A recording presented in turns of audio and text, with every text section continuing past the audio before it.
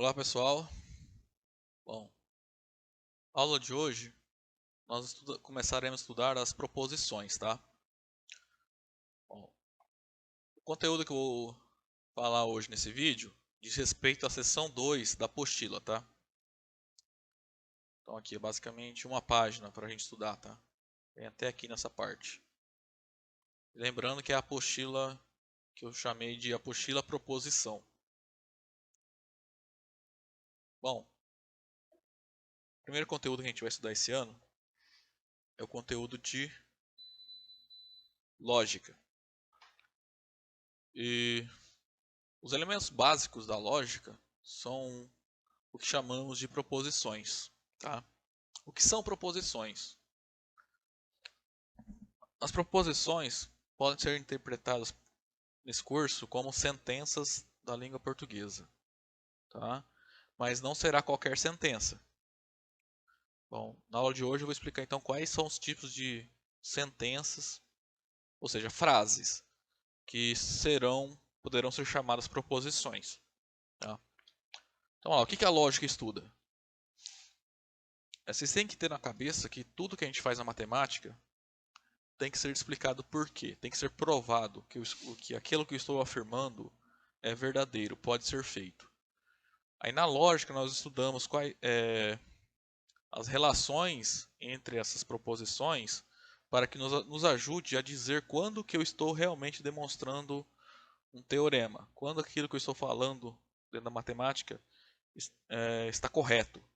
Então a ideia é basicamente de criar regras que me expliquem como que faz para pensar matematicamente de forma correta, tá? Bom, já falei então, as proposições podem ser interpretadas como sentenças da língua portuguesa.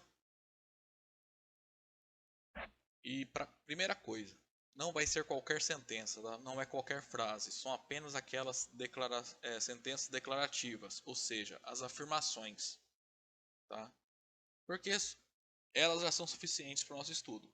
Então, para começar, a primeira coisa, uma proposição é uma afirmação, ok? Vejamos alguns exemplos. Então, primeiro aqui, 2 é um número natural. Isso é verdadeiro.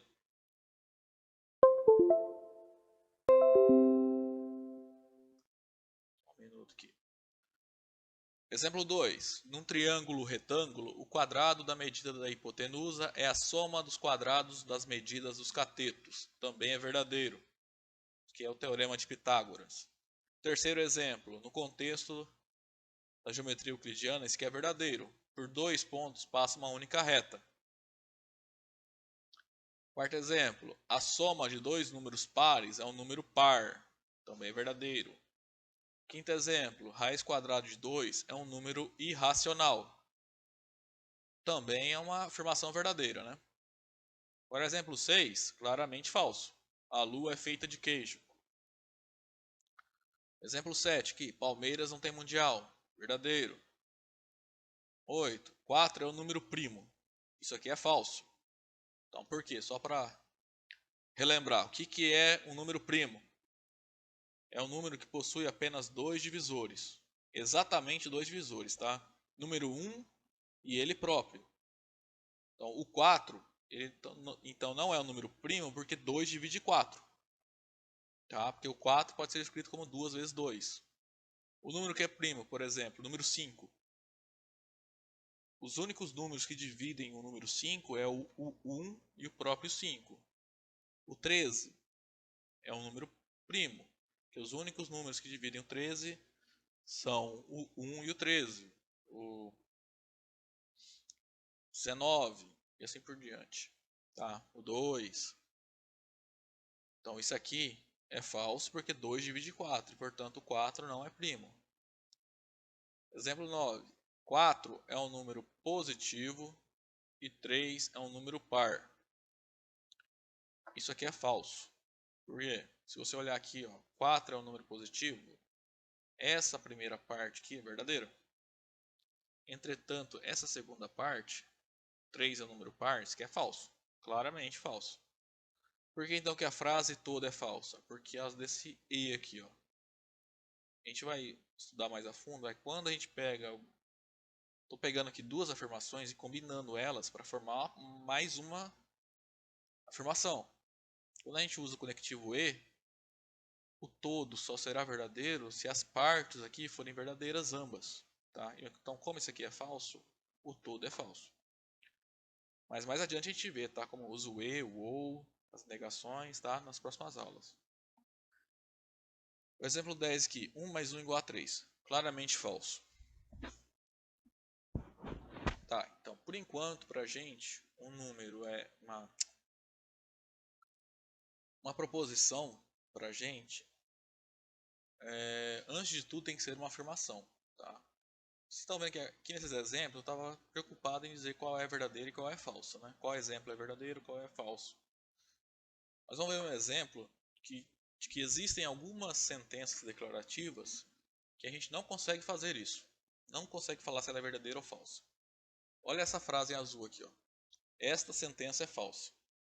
Então ela está falando que o que ela está escrito nela, o conteúdo dela é falso. Então, vamos supor os dois casos, dela ser verdadeira ou falsa. Se ela fosse verdadeira, então o que está escrito nela é verdadeiro. Ou seja, ela é falsa. Então ela seria verdadeira e falsa ao mesmo tempo. Agora, se ela fosse falsa, quer dizer que o que está escrito nela é falso. Logo, se olharmos, ela está dizendo que ela é falsa. Como isso é falso, ela é verdadeira. Então também ela seria falsa e verdadeira ao mesmo tempo. Tá? Isso aqui que nós chamamos é um paradoxo, conhecido como paradoxo de Eubulides de Mileto. Tá? Então o que acontece? Não são todas as afirmações da língua portuguesa que podem ser consideradas proposições. Tá? Não são todas as afirmações que têm essa propriedade de serem ou só verdadeiras ou só falsas. Então, a fim de ser proposição, nós queremos só aquelas afirmações que satisfaçam essa propriedade. Ou são verdadeiras ou são falsas. E não podem ser verdadeiras e falsas ao mesmo tempo. Tá? Então, o que a gente vai fazer para definir o que é uma proposição para a gente? Vamos assumir esses dois princípios. Tá? O primeiro princípio, que é o que essa frase em azul fura, é o princípio da não contradição. Tá? Então, uma proposição não pode ser verdadeira e falsa ao mesmo tempo. Então, isso aqui não é uma proposição, porque ela fura esse princípio. E o segundo princípio que nós assumiremos é que toda proposição, ou ela é verdadeira, ou ela é falsa. Não há terceira possibilidade. Tá? Não existe um talvez. Então, toda proposição que é estudada em matemática, você vai olhar, você tem que ou saber dizer se ela é verdadeira ou falsa, tá? Ou saber dizer que ela pode ser verdadeira ou falsa. Não pode ter terceira opção, tá? Mesmo que eu não consiga dizer qual o caso é, eu consigo dizer que é um dos dois que ocorre, ok? Então, de forma resumida, temos a definição de proposição, que é essa aqui. Proposição, então, é uma afirmação que ela é verdadeira ou falsa, mas não ambas, ok? Então, exemplos de proposições. 3 mais 3 igual a 6, isso que é verdadeiro. Choveu no Brasil em 12 de dezembro de 1523. Isso aqui eu não sei falar se é verdadeiro ou falso. Mas eu posso te garantir que é só um dos dois casos que ocorre, né? Choveu ou não choveu.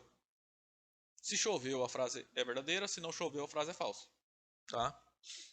Terceiro, a Terra gira em torno do Sol. Verdadeiro, né? Exemplo 4. O 105º dígito da expansão decimal de raiz quadrada de 3 é 7. De novo, esse aqui é um caso também que eu não sei de falar se é verdadeiro ou falso. Você tem que pegar o raiz quadrada de 3, calcular lá a expansão decimal, pôr numa calculadora que tenha pelo menos mostre 105 números, 105 dígitos, e olhar o 105º dígito, para ver se é o número 7 ou não. Se for o número 7, essa proposição é verdadeira. Se não for o número 7, essa proposição é falsa.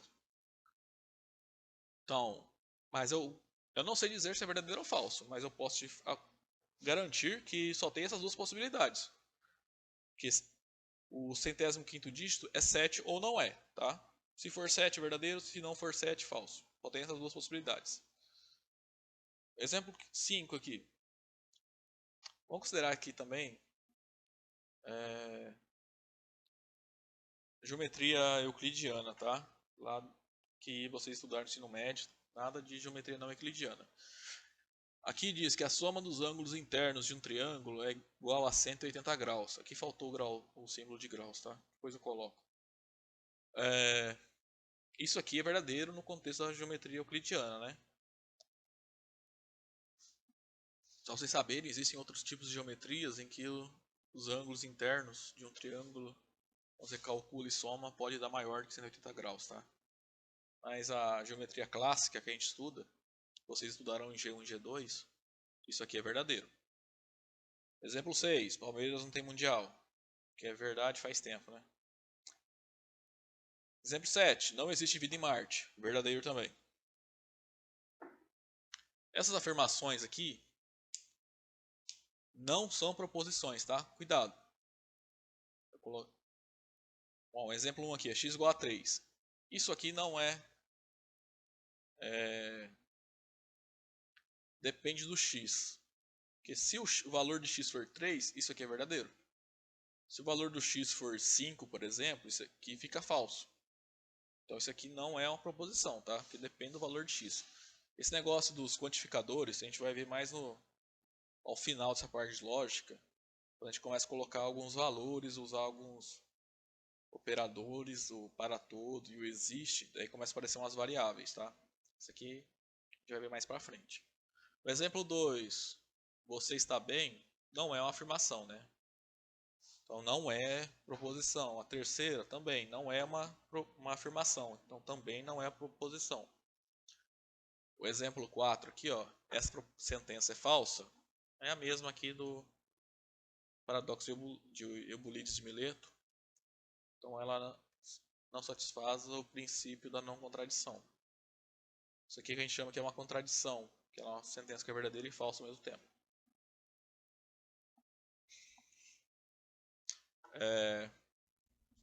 Bom, durante o curso nós utilizaremos letras maiúsculas para representar as proposições, tá?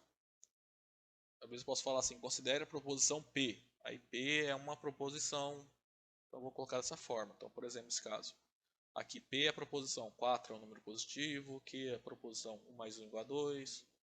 Aqui P, a proposição 4 é positivo. Então, durante o curso nós utilizaremos letras maiúsculas para representar as proposições. Geralmente eu vou usar P, Q, R, S, mas nada me impede de usar A, B, C, X, Y. Mas geralmente vou usar sempre maiúscula, tá? Para representar as proposições. Tá, aqui nos exemplos, então, vai ser assim que eu geralmente vou colocar. Quando eu pôr P dois pontos, é entre aspas a proposição, quer dizer que essa proposição 4 é um número positivo, é P. Estou chamando ela de P toda essa frase, tá? Aqui também, ó, 1 mais 1 igual a 2, eu estou chamando de Q. Note que os exemplos 1 e 3 representam a mesma proposição. 4 é um número positivo. Só que elas estão escritas de formas distintas. Aqui usando por extenso e aqui usando a linguagem mais matemática. Ok? Bom, era isso. Na próxima aula a gente começa a estudar a parte dos conectivos lógicos, esse capítulo 3, até entrar na parte de tabela verdade, que é quando dá para a gente fazer exercício, tá?